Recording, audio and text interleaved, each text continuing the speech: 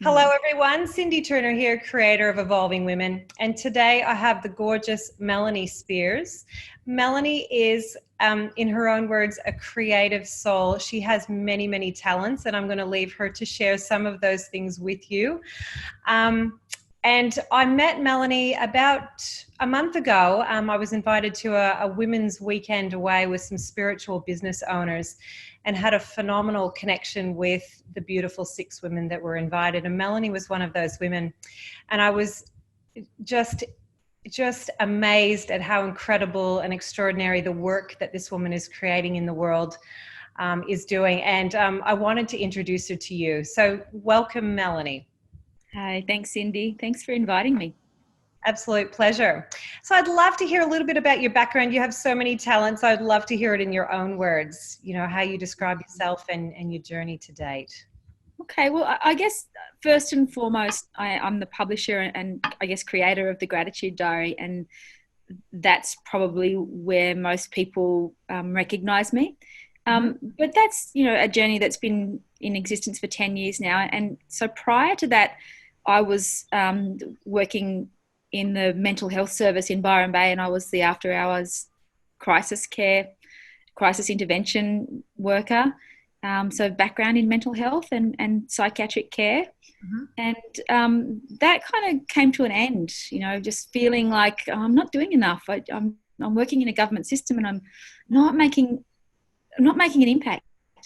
So I jumped ship. I jumped ship about 10 years ago and started doing my own thing and kind of haven't looked back. Mm-hmm.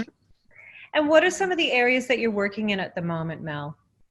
Well, it's all about personal growth. So for me, the Gratitude Diary is a forum to just explore everything else that sits around waking up. And gratitude's a big part of that for sure. But there's so many blocks and resistances that stop us from waking up.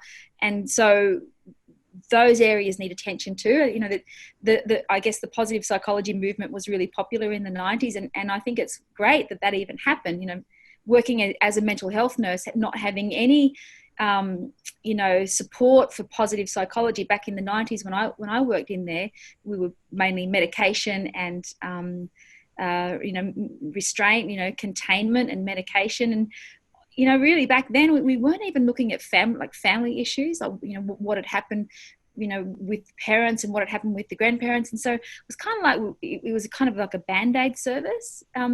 So moving forward, you know, positive psychology came in, you know, in the late 90s, and we started looking at positive affirmations and gratitude and looking on the bright side of life, you know, cup half full rather than half empty. But then take that one further step still, and even if you do practice positive psychology, there are still resistances and blocks that we carry within our systems and our souls that stop us from feeling the joy every day. And that's what I like to look at. I you know, I love the practice of gratitude, but also I'd love to know, well, what's in the way? Because to me, that's where the juice is. Absolutely. That's where the big transformations can happen. And how would you say, Mel, that you've come to have this awareness in your own life?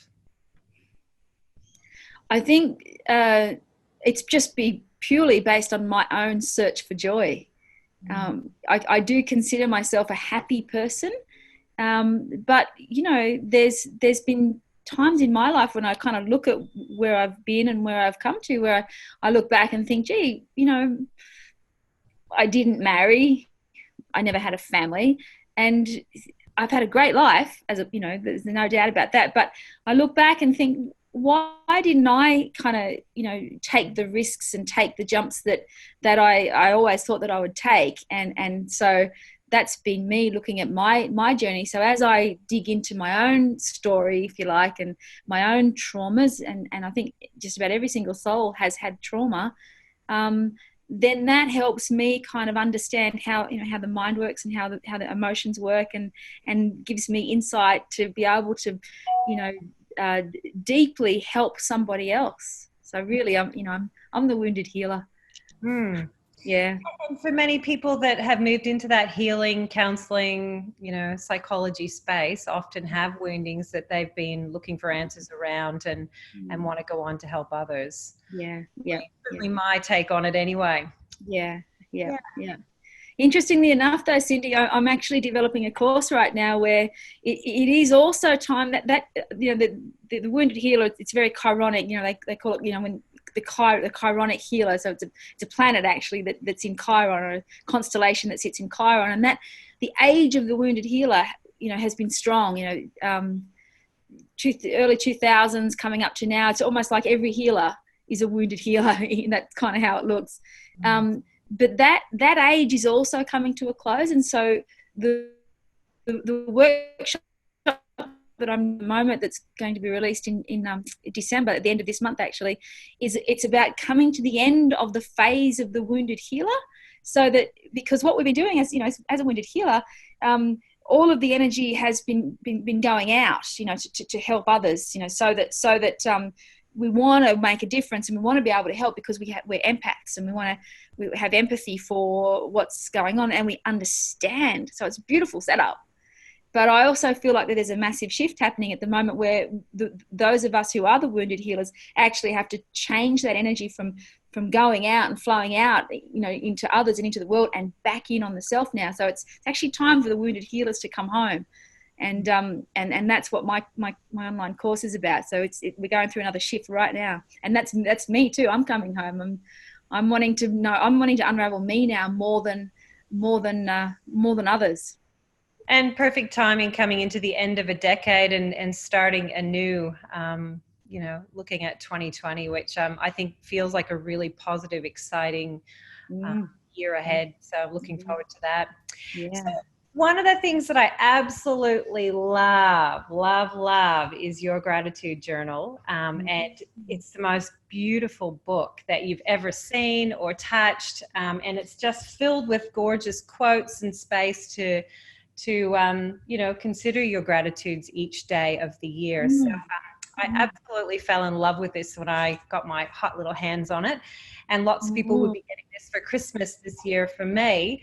I thought it would be really nice to hear a little bit about how this gratitude journal's evolved, because this is one of many evolutions. So tell us a little bit about how it's come to be. Well, very, very simply, I had a little bit of a meltdown. Just, in terms of a long-term relationship kind of blowing up, and I was building a house at the time, and we ran out of money, and it was kind of like everything just came to, I'm going to hit the wall, in a sense, like, oh, okay, that's not happening. And so when the dust settled, I was left with nothing, so I was left with not the vision, and not the dream, and not the relationship, and just left with myself and quite a large mortgage. So in the dust, I just sat in the dust, and I let myself sit there. And I could have went out and joined the rat race again, and went back to the public health service and got a job and kind of figured it out on, in that space. But I didn't want to.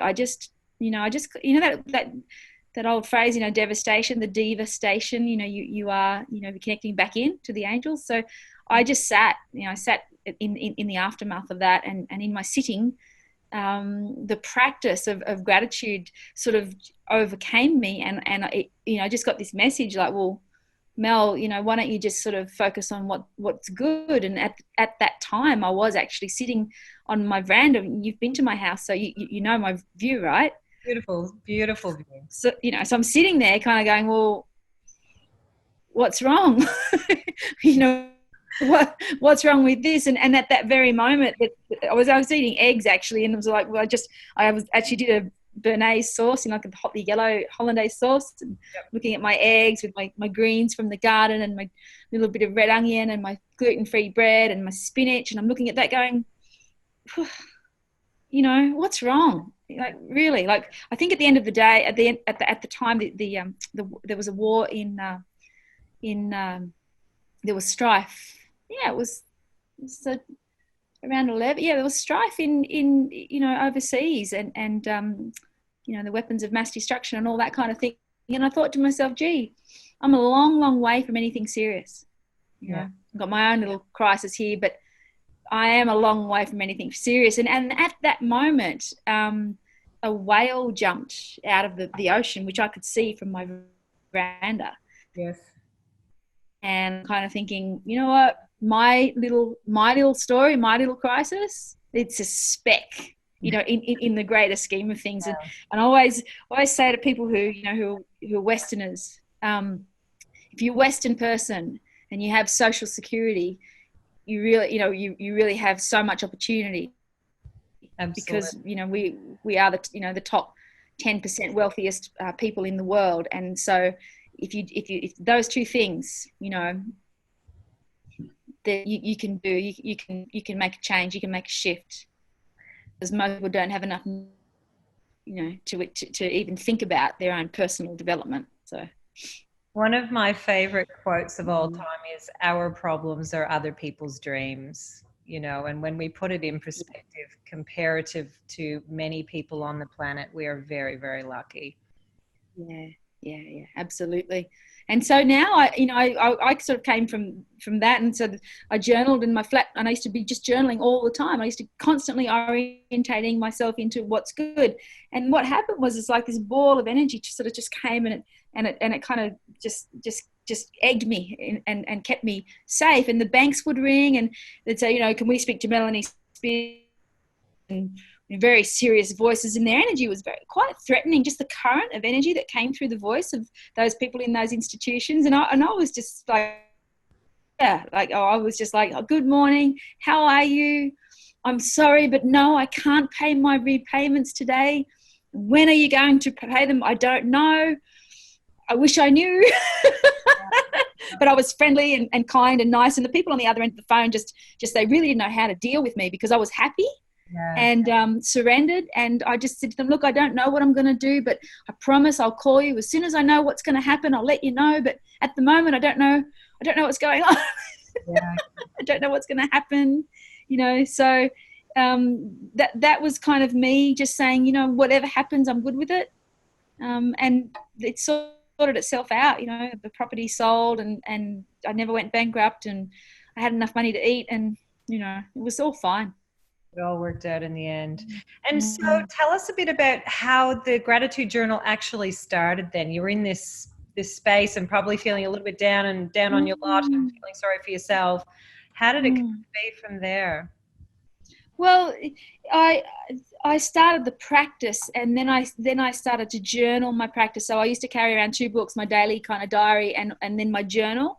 And so I'd be journaling all the time and diarying all the time. And I remember my bag, and I remember carrying these 2 big books around at the time, and my bag was really heavy. It's kind of like, oh God, this is a bit of a lug. And it was actually just prior to iPhone. So we didn't have our little phone back then. So we did actually carry a diary. Now everything goes in, calendar and iCal and stuff like that. And my flatmate said to me, what do you do? What are these heavy books that you're lugging around? And I said, well, one's a gratitude diary and one's a journal. And it was just a book that I got, empty page book from the news agency. And he said to me, why don't I design you something that you can have both, that you can have your appointment setting in it, but also you do gratitudes. And I just said, I haven't got any money. And he said, that's okay. We can sort it out later. So I just said, yeah, let's do it.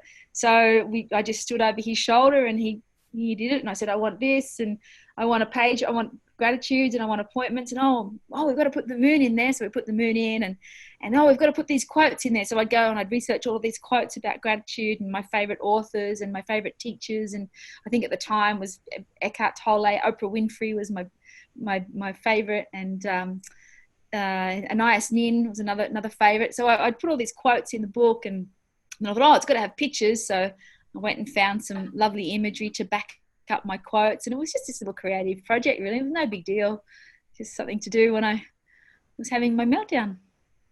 And so it's evolved. Now, what edition is this? This is the 2020 Gratitude Diary. So 11. This is the 11th one that's come out. So this is the 11th year, and you put one out every year. Mm. Yeah. Yeah. Yeah. So Yep. Number 11. It's come a long way since the first incarnation as I know well. I've seen the evolution of them from the beginning, and absolutely I would agree with you that and I absolutely love the artwork, the graphic design work of this book. Even the texture of the cover is just stunning. So beautiful, and I'm looking forward because I love doing my gratitudes every day. I've got a gratitude journal by my bed every night, so it's a really good practice to get into, to give thanks even when you're in the crankiest mood or you're feeling down on your life. It's like, it really shifts your thinking into a more positive state of mind so effortlessly and easily. Absolutely. Mm. Yeah. Yeah. Yeah. I have a lot of people who, maybe got the diary 5, 6 years ago, and they just come back year after year and stay, and they always get the same diary. And it's because, once you start entering into the practice, I think that energetic kind of shield and your frequency does change. Yeah. And people that start, I've had people that have been with me for 10 years now, very loyal, and dedicated, readership, which is great. And like obviously it's taken off in Australia, so you're selling it widely around Australia, and I believe you're over in the US now, taking it to the States as well. Yeah, I'm in Arizona, and I was trying early. I was trying to get a sunset for you and everybody watching, because the sunset, I'm just looking at it now. It's amazing. It's pink and bright blue sky with just pink lines going through. I'm out in the desert. It's phenomenal. And tomorrow I'm out to Sedona, and I'm digging here. I'm going into little shops, and I'm talking to distributors and reps, and looking at all the the gift industry and different ways. I'm talking to Amazon tomorrow. So just having a little play over in the States just to see if they're ready for me. I believe they are ready for you. Uh, Absolutely. It's the most stunning book, and I'm so looking forward to putting my gratitudes in there every day, and also gifting it to everybody I know this Christmas as well. So I bought a stack of them to be gifting out. So I'm super excited about that too. Great. Great. Well, thank you so much for your time today, Mel. It's been a pleasure chatting with you and hearing a little bit about the evolution of the gratitude diary. So thank you so much for your time. And I just want to point out one more thing, that as this is the first time in 2011, I didn't mention earlier that I'm also a singer and a songwriter. yes, And look, so now you get a CD with it as well. with your music on it. Yeah. Oh. So my intent now is to, each year with the articles that I write about, my intent is to put a song to go with the little piece, that I've written about. So that's my new big. I love your music. Your voice is beautiful. The lyrics that you write are amazing. But how can people find out more about you, Mel? Where can they find you online? Yeah, well, I'm on iTunes, so Melanie Spears on iTunes, and the gratitude diary is givingthanks.com.au, and you can order either retail or wholesale online. If you want to buy gifts for your friends and family, you can actually buy at wholesale rates, which is really good deal. It's the same price I sell to the shops for.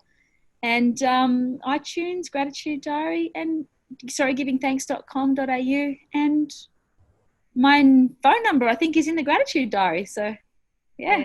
Fantastic. Give you a ring if they want to have a chat with you. Give me a call if you want to have a chat. If I'm in the States, I'll get back to you. Thank you so much for your time today, Mel. Beautiful. Thanks, Cindy.